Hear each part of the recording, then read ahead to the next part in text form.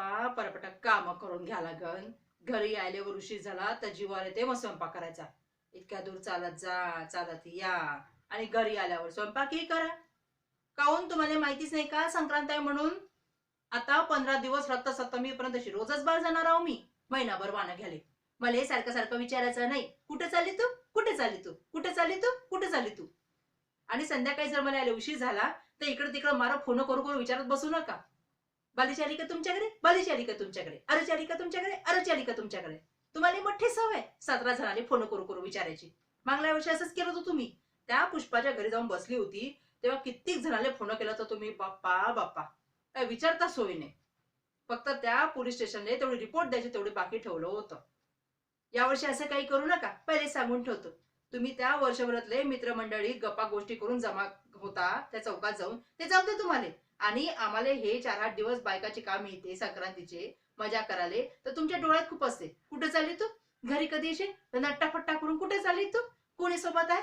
एवढ्या त्या करोडपतीतल्या अमिताभ बच्चन सारख्या प्रश्न विचारत बसता एका माग एक की विचारताच सोय नाही. यावेळेस असं काही करू नका. पहिले सांगून ठेवतो. अहो एवढे चिडाले काय झाला? जाऊ द्या नक्की. मी काय म्हणतो की तुम्हाला घरी आल्यावर गरम गरम कढी आणि खिचडी करून देतो. चालेल ना जी? आम्हाला तर तिथे नाश्ताच राहते आणि घरी आल्यावर एवढं भूक पण राहणार नाही. म्हणून तुम्हाला म्हणत होती की गरम गरम आल्यावर कढी आणि खिचडीचा कुकर लावून देतो.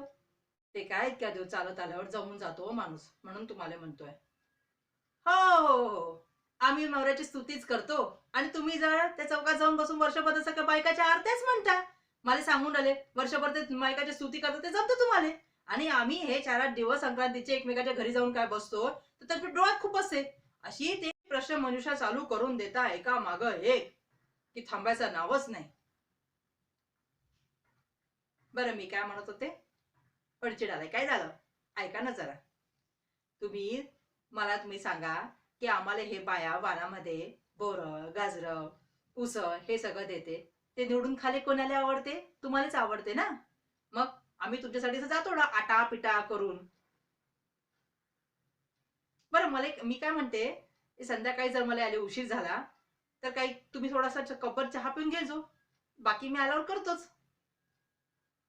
माय व तुम्ही किती चांगले आहो. असा नवरा मला मी आला तो मला काही टेन्शन घ्यायची गरजच नाही. मग करून ठेवજો सगळं.